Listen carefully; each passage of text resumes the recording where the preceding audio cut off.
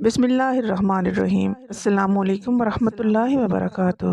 معزز ناظرین، شریعت اسلامی نے دوسروں کے سہارے زندگی گزارنے اور دوسروں پر بوجھ بننے سے سخت منع فرمایا ہے۔ مسلمانوں کو ہدایت دی گئی ہے کہ اپنی گزر بسر کے لیے خود اپنے ہاتھ سے کمائیں اور محنت مزدوری کریں، کسی کے سامنے ہاتھ مت پھیلائیں، اور پھر جو کوئی سوال کرتا ہے، بھیک مانگتا ہے، اس کے لیے سخت سزا بھی مقرر کی گئی ہے۔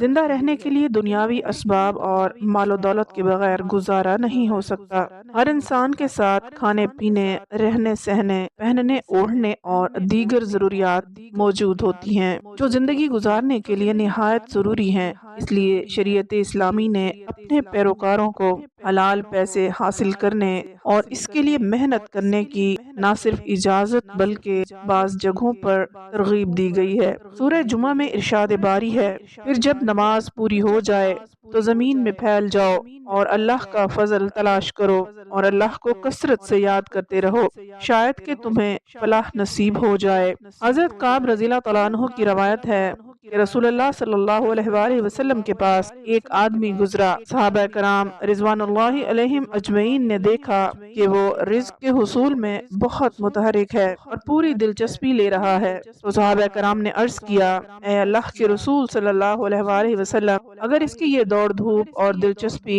اللہ کی راہ میں ہوتی تو کتنا اچھا ہوتا۔ اس پر حضور صلی اللہ علیہ وآلہ وسلم نے فرمایا، اگر وہ اپنے چھوٹے بچوں کی پرورش کے لیے دوڑ دھوپ کر رہا ہے تو یہ اللہ کی راہ میں شمار ہوگی، اور اگر بوڑھے والدین کی پرورش کے لیے کر رہا ہے تو یہ فی سبیل اللہ شمار ہوگی، اور اگر اپنی ذات کے لیے کوشش کر رہا ہے اور مقصد یہ ہے کہ لوگوں کے آگے ہاتھ پھیلانے سے بچا رہے تو یہ کوشش بھی فی سبیل اللہ شمار ہوگی۔ حضرت عبداللہ بن عمر رضی اللہ تعالیٰ عنہ کہتے ہیں کہ آپ صلی اللہ علیہ وآلہ وسلم نے فرمایا، سوالی جو ہمیشہ لوگوں سے مانگتا رہتا ہے قیامت کے دن اس حال میں آئے گا کہ اس کے منہ پر گوشت کی ایک بوٹی بھی نہ ہوگی۔ حدیث میں ہے کہ ایک بار رسول اللہ صلی اللہ علیہ وآلہ وسلم کی خدمت میں ایک انصاری صحابی رضی اللہ تعالیٰ عنہ آئے اور انہوں نے آپ صلی اللہ علیہ وآلہ وسلم سے کچھ سوال کیا۔ آپ صلی اللہ علیہ وآلہ وسلم نے دریافت کیا، تمہارے گھر میں کچھ سامان بھی ہے؟ صحابی نے عرض کیا، یا رسول اللہ صلی اللہ علیہ وآلہ وسلم، صرف دو چیزیں ہیں،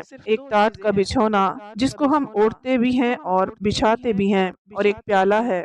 آپ صلی اللہ علیہ وآلہ وسلم نے فرمایا، یہ دونوں چیزیں میرے پاس لے آؤ۔ وہ انصاری صحابی رضی اللہ تعالیٰ عنہ دونوں چیزیں لے کر حاضر ہو گئے۔ آپ صلی اللہ علیہ وآلہ وسلم نے وہ دونوں چیزیں 2 درہم میں نیلام کر دیں اور دونوں درہم اس کے حوالے کرتے ہوئے فرمایا، جاؤ 1 درہم سے کچھ کھانے پینے کا سامان خرید کر گھر والوں کو دے آؤ، اور 1 درہم سے ایک کلہاڑی خرید کر لاؤ۔ وہ کلہاڑی خرید کر لائے تو آپ صلی اللہ علیہ وآلہ وسلم نے کلہاڑی میں اپنے مبارک ہاتھوں سے دستہ لگایا اور فرمایا، جاؤ جنگل سے لکڑیاں کاٹ کر لاؤ اور بازار میں بیچو، 15 دن کے بعد ہمارے پاس آنا، روداد سنانا۔ 15 دن کے بعد صحابی رضی اللہ تعالیٰ عنہ جب حاضر ہوئے تو انہوں نے 10 درہم جمع کر لیے تھے۔ آپ صلی اللہ علیہ وآلہ وسلم خوش ہوئے اور فرمایا، یہ محنت کی کمائی تمہارے لیے اس سے کہیں بہتر ہے کہ تم لوگوں سے مانگتے پھرو اور قیامت کے روز تمہارے چہرے پر بھیک مانگنے کا داغ ہو۔ بھیک مانگنا اور دوسروں کے سامنے دستے سوال دراز کرنا باعث ذلت بھی ہے، اس سے احتیاط کرنی چاہیے۔ جہاں تک کہ صحابی رضی اللہ تعالیٰ عنہ کے پاس ٹاٹ اور ایک پیالہ کے سوا کچھ نہ تھا، لیکن کمانے کی قوت تھی، اس لیے آپ صلی اللہ علیہ وآلہ وسلم نے ایسی ترکیب نکالی تاکہ وہ اپنے ہاتھوں خود اپنی ضروریات کی تکمیل کر لے، اور آئندہ اس طرح طاقت رکھنے والے افراد کسی کے سامنے بھیک مانگنے کی جرات نہ کریں، خواہ ان کے پاس ظاہری اسباب کچھ بھی نہ ہوں۔ بھیک مانگنا اور بھیک مانگنے والوں کو پیشہ بنانا اسلام میں قطعاً ممنوع ہے۔ رسول اللہ صلی اللہ علیہ وآلہ وسلم نے بھیک مانگنے کی نہ صرف ممانعت کی ہے بلکہ اس کے خاتمے کے لیے عملی اقدامات بھی اٹھائے۔ اسلام چاہتا ہے کہ صاحب حیثیت افراد اپنے ارد گرد کے لوگوں کا خیال رکھیں، اقدار کی بغیر مانگے مدد کریں تاکہ ضرورت مندوں کو بازاروں، چوکوں، چوراہوں میں بھیک نہ مانگنی پڑے۔ بازار یا گھروں میں جا کر مانگنے والے بچے ہوں یا بڑے جن کے بارے میں علم ہو کہ یہ پیشہ ور بھکاری ہیں تو ایسے افراد کی حوصلہ شکنی کرنی چاہیے، تاہم ان میں متکبرانہ انداز اختیار نہ کیا جائے، انہیں جھڑکا نہ جائے، کیونکہ یہ اللہ تعالیٰ کا حکم ہے بلکہ شائستگی کے ساتھ معذرت کر لی جائے۔ البتہ اگر کسی نے نفلی صدقہ انہیں دے دیا تو دینے والے کو صدقے کا ثواب ہوگا، نہ دینے سے گناہ نہیں ہوگا۔ حضرت ابو ہریرہ رضی اللہ تعالیٰ عنہ کہتے ہیں کہ آپ صلی اللہ علیہ وآلہ وسلم نے فرمایا، جو شخص اپنا مال بڑھانے کے لیے لوگوں سے سوال کرتا ہے وہ آگ کے انگارے مانگ رہا ہے، اب چاہے تو وہ کم کرے یا زیادہ اکٹھے کر لے۔ حضرت ثوبان رضی اللہ تعالیٰ عنہ کہتے ہیں کہ مجھ سے رسول اللہ صلی اللہ علیہ وآلہ وسلم نے فرمایا، کون ہے